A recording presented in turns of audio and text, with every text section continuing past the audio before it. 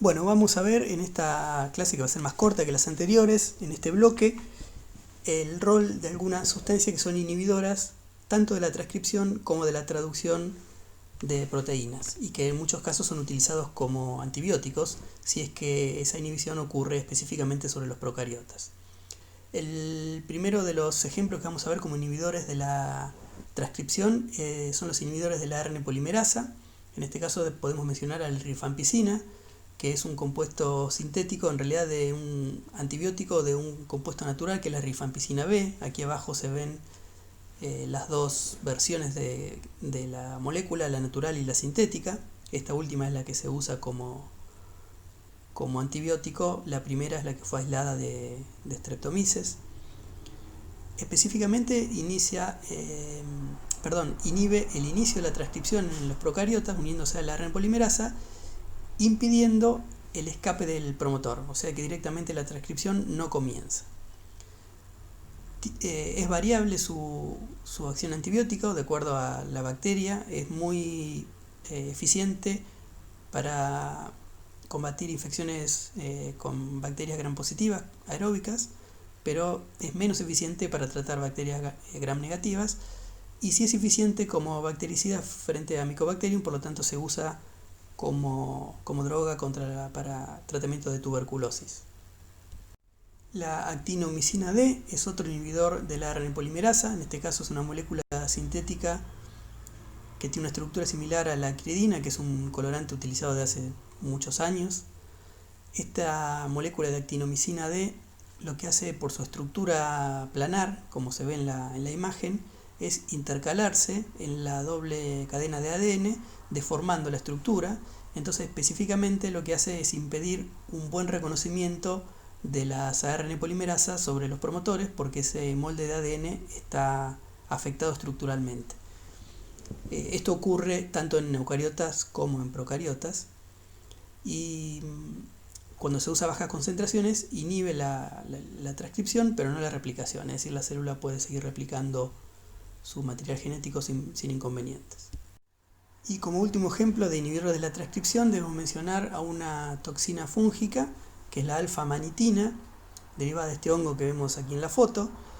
Esta toxina no tiene ningún efecto sobre las bacterias porque no inhibe a la ARN polimerasa bacteriana, sino que inhibe específicamente a la ARN Pol 2 de los eucariotas y a altas concentraciones también a la ARN Pol 3 de los eucariotas. ¿Cómo es que actúa esta molécula, que es un octapéptido de la estructura que vemos aquí? Se une como decíamos, tanto a la ARN polimerasa 2 como a la 3 y específicamente a la ARN polimerasa 2, impidiendo o bloqueando la fase de elongación, es decir, todo el proceso de reconocimiento del promotor y la formación del complejo abierto, la fosforilación de la cola CTD, todo eso ocurre, pero recuerden el escape exitoso del promotor, que representaba el inicio del comienzo de la fase de elongación, se ve afectada por esta toxina. En consecuencia, no se pueden transcribir los genes del hospedador, digamos. Existen una serie de drogas que son inhibidores de la síntesis de proteínas en procariotas específicamente y por lo tanto son buenos antibióticos que actúan, digamos, con este mecanismo de acción de inhibición de la síntesis de proteínas en bacterias. Algunos ejemplos que podemos mencionar son la puromicina, que es una molécula que tiene una estructura muy similar a un aminoácido ARN transferencia, se ve sobre la imagen de la izquierda, y al ser una molécula pequeña puede difundir al ribosoma y unirse específicamente en el sitio A del ribosoma en lugar del aminoácido ARN de transferencia correspondiente. De esta manera, el sitio P, que está ocupado por el aminoácido ARN transferencia que contiene el péptido en crecimiento, utiliza a la puromicina como si fuera un aminoácido que les ofreció en el sitio A y directamente lo une en su cadena peptídica, y de esta manera provoca una interrupción de la traducción, y esa molécula que sería peptidilpuromicina se disocia del ribosoma y inmediatamente queda interrumpida la traducción en esa bacteria. Otras moléculas de antibióticos, por ejemplo la tetraciclina, directamente bloquea también el sitio A del ribosoma, impidiendo que directamente se unan cualquier tipo de aminoácido ARN transferencia a ese lugar. Ahí tienen la estructura sobre la izquierda. Y el cloranfenicol bloquea la transferencia del peptidilo en crecimiento en la peptidiltransferasa desde los ribosomas 70S en bacterias, fundamentalmente, pero también en mitocondrias y cloroplastos cumple un rol similar. Otra molécula que inhibe la síntesis de proteínas en los eucariotas, en este caso, es la cicloximida, cuya estructura se ve presentada en esta imagen. El mecanismo de acción es bloquear la transferencia del peptidilo, en este caso de los ribosomas 80S de los eucariotas. Otro antibiótico muy conocido es la streptomicina, que en realidad tiene dos mecanismos de acción dependiendo de la concentración en la que es suministrada. A dosis bajas, la inhibición de la síntesis proteica ocurre porque favorece una lectura incorrecta del código genético y por lo tanto favorece la síntesis de proteínas que no tienen función y son degradadas inmediatamente.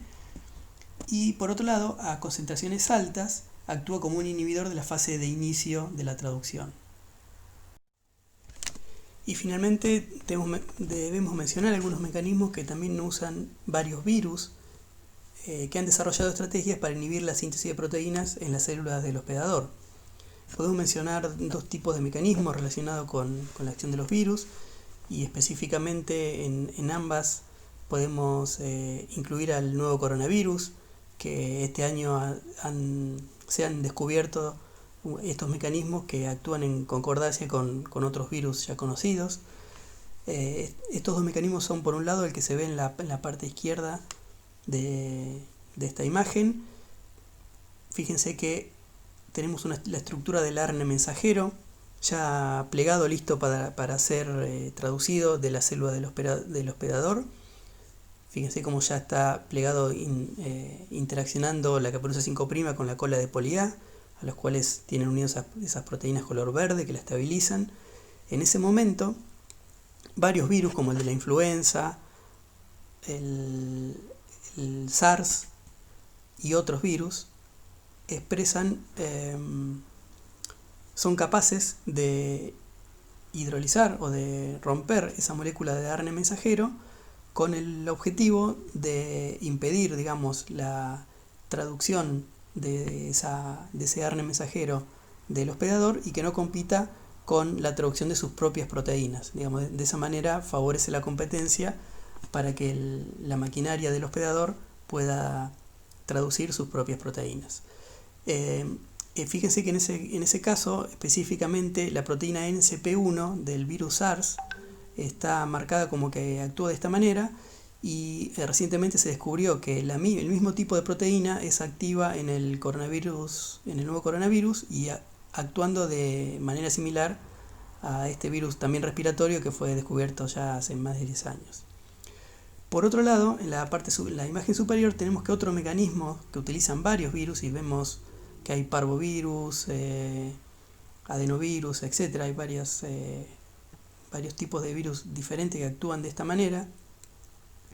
Lo que hacen es degradar los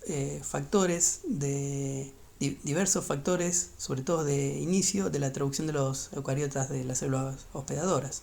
En este caso específico podemos ver la proteína 3C de parvovirus y específicamente de coronavirus, que lo que hace es, por un lado, a nivel del complejo 43S, degradar específicamente la proteína, el factor de elongación F5, y por el otro lado, también la proteína 13 de coronavirus degrada a la proteína PAPVP, que estabiliza la cola de poli A del ARN mensajero del hospedador. Entonces, directamente estos virus simultáneamente, no es que usan uno u otro mecanismo, sino que simultáneamente impiden la correcta expresión de proteínas en la célula hospedadora, tanto degradando la molécula de ARN mensajero, y si esta molécula aún no fue degradada, impidiendo la correcta traducción, ya que degrada específicamente factores de la traducción del hospedador.